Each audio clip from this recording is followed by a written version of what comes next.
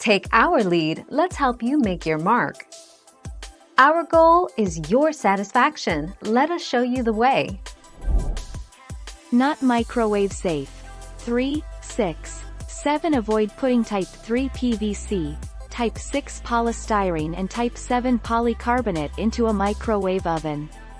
They are potentially carcinogenic and may leach bisphenol A, a potentially deadly toxin, into the food. This includes Styrofoam, Type 6.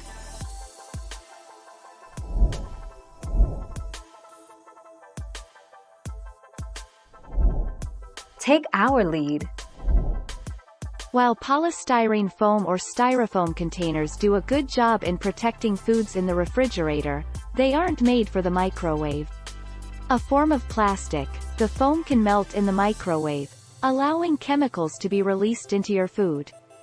Transfer the food to a microwave-safe container before heating.